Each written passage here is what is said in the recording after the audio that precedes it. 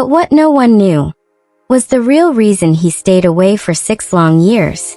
As Sarah and little Emma waited at the airport, they had no idea what Michael was carrying in his old duffel bag. Not clothes, not gifts, a thick medical file. For 6 years, Michael had been fighting stage 3 cancer alone in military hospitals overseas. He didn't want his family to watch him die slowly. So he lied. He let them believe he had abandoned them. That day at the airport, he wasn't just coming home. He was coming home to say goodbye.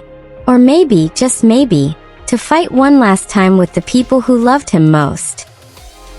That was the secret. In the quiet suburbs of Chicago, Illinois, life moved forward even when hearts stood still. Michael Thompson was once the heart of his family. A 38-year-old proud American, former Army sergeant, loving husband to Sarah, and father to their beautiful daughter Emma. They lived in a modest 2-story home with a white picket fence, just like in the movies. Barbecue Sundays, Emma's soccer games, Sarah's homemade apple pie. But life in America can change in a single phone call. 6 years ago, Michael received orders for an overseas mission. It was supposed to be only 8 months. On the day he left, Chicago O'Hare Airport witnessed a heartbreaking goodbye. Emma was only 2 years old, clutching her father's leg. Sarah tried to stay strong, holding back tears. Michael knelt down, kissed his daughter's forehead and whispered, "Daddy will be back soon, princess. I promise." He hugged Sarah tightly at gate 23. "I love you more than anything," he said. "Take care of our girl." Then he walked away and never came back. For the first 2 years, letters and video calls came regularly. Then they slowly stopped. Sarah received one final letter saying Michael's unit was moving to a classified location. After that, silence. Some people in town said he found someone else. Others said he died in duty, but the government hid it. Sarah refused to believe any of it. She waited. She worked 2 jobs. She raised Emma alone. Emma grew up asking about her father every night.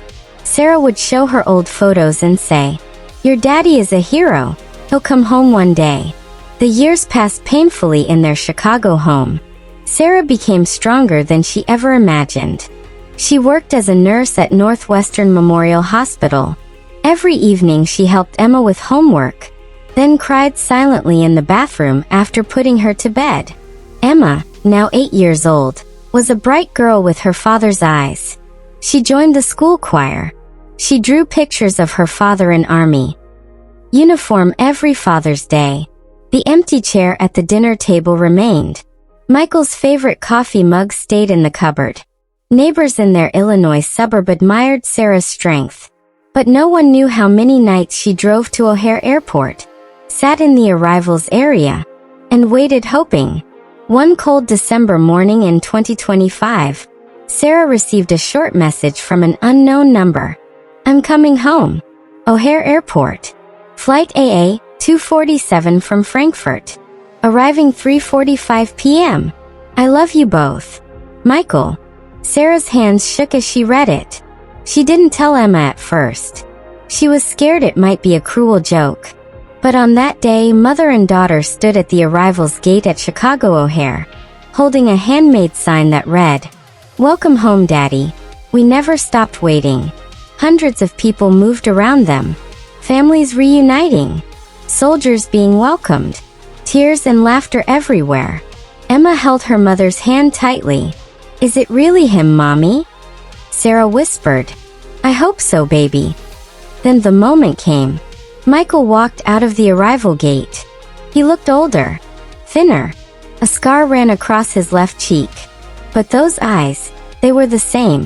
Emma saw him first. "Daddy," she screamed. She ran through the crowd. Michael dropped his duffel bag and fell to his knees. Emma crashed into his arms. He held her like she was the only thing keeping him alive.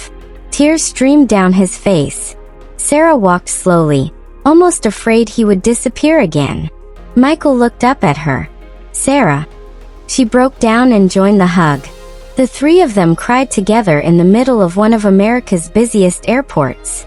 Strangers stopped to watch and many wiped their own tears. That night, back in their Chicago home, Michael sat with Sarah on the porch after Emma slept.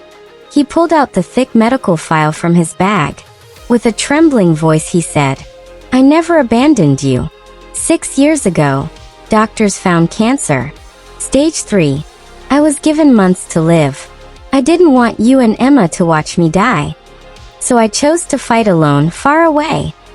Sarah cried, listening to every detail. The painful treatments in Germany, the surgeries, the nights he wanted to give up.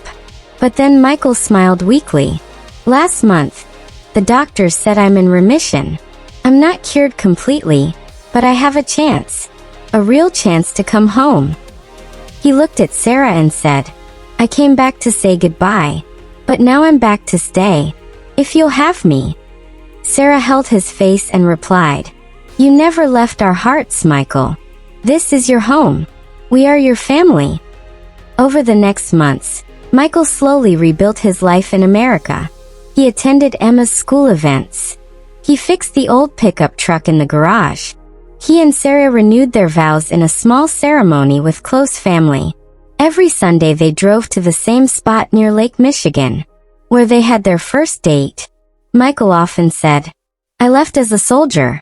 I returned as a father. America gave me a second chance. But my family gave me a reason to fight." And whenever someone asked little Emma about her hero, she would smile and say, "My daddy came home. At the airport. After 6 years." Sometimes the longest journeys end with the most beautiful reunions. Never stop waiting for the people you love, because home is not a place. It's the arms that never stopped holding space for you. The end.